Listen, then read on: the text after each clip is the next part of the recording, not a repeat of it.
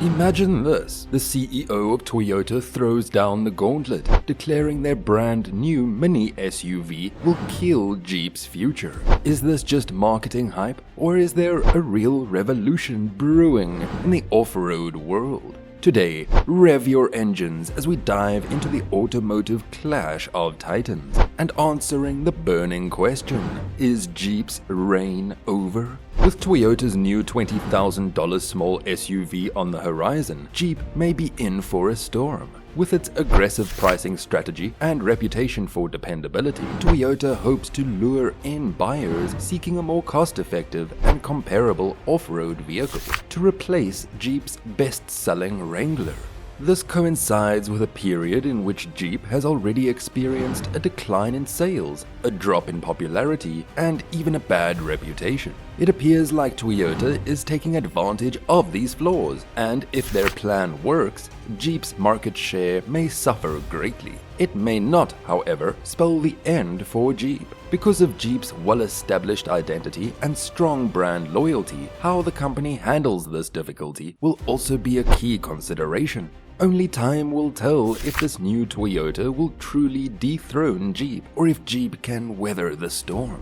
Although the much-anticipated Land Cruiser from Toyota is creating waves, it's not their only calculated move in the SUV market. Additionally, they are launching a smaller SUV that directly targets the same market as Jeep and is nicknamed the Mini Land Cruiser by many. Given the brand's current difficulties, Jeep faces a serious danger from this newcomer. The mere mention of Jeep often evokes images of off-road adventures and the iconic Wrangler. Beyond simply confronting more competition, Jeep has, however, recently had to contend with a host of other issues.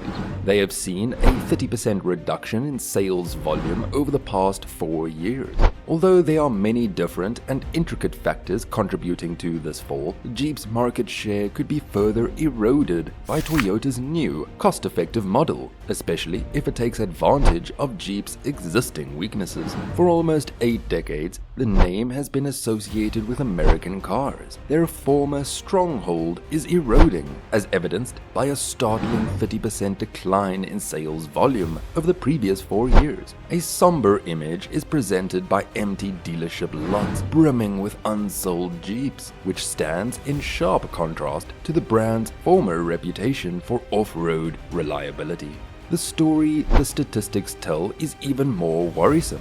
Jeeps are sitting on dealership lots for an average of 77 days, longer than the 53 days that dealerships nationwide stock inventory. Given that their two main rivals, Toyota and Honda, only have 27 and 28 days supply respectively, this is very concerning. Due to Jeep's difficulty moving inventory, there may be less consumer demand, which raises concerns about the brand's future and its ability to recapture its former glory. There are a few concerning indications for Jeep. Although there may be benefits to having a large car inventory in the event of high demand, that doesn't appear to be the case. Jeep's appeal is waning as even devoted supporters are defecting.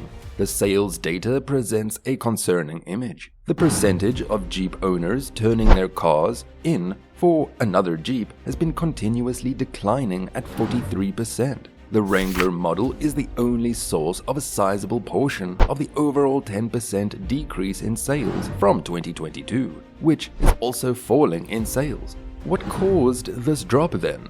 One important factor is the design of the Wrangler. Originally designed for extreme off-roading, the Wrangler's tough appearance appeals to a wide audience. But this design, especially on earlier models, isn't the best for daily driving.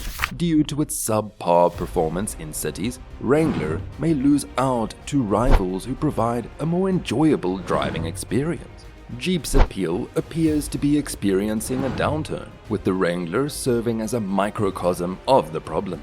This is the reason why the famous tough style of the Wrangler, which was first intended for off-roading, appeals to a broad spectrum of consumers. But because of its very nature, it's not the best vehicle for daily driving, especially for older versions. Because of its poor performance in cities, buyers looking for a car that is suitable for commuting are pushed to other brands. Paradoxically, most owners may not find much use for the Wrangler's indisputable off-road capabilities. Research indicates that most Wrangler owners are wealthy suburban families. It is possible that this particular demographic is not making the most of Wrangler's off-road potential. To make matters worse, the Wrangler's standing for dependability appears to be deteriorating. Concerns are raised by complaints of shoddy workmanship and loose interior panels, especially in light of the Wrangler's high price. Consumers may be moving away from this mix of characteristics, which includes a design that isn't ideal for daily driving and possible dependability problems.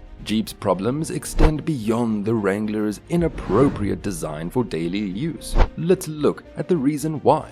The Toyota Land Cruiser, a significant rival with a comparable rough appeal, has gotten smaller for the 2024 model, which could make it a great danger to the Wrangler in the mid-size SUV market. A smaller mini Land Cruiser has also been introduced to provide customers with even more options. This lack of a cohesive plan makes things unclear for customers and Jeep alike. These changes, along with the Wrangler's design constraints, dependability challenges, and safety concerns, present a concerning picture for Jeep.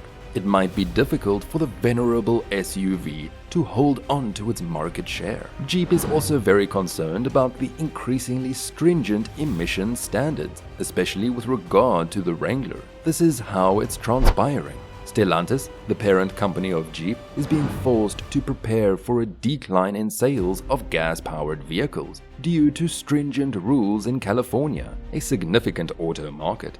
Due to this, they have ceased producing Wranglers and have even stopped carrying some gas-powered variants in 14 states. There is no single national standard for emissions, which makes things complicated. Jeep is forced to provide a combination of gas-powered and plug-in hybrid Wranglers based on state-specific requirements.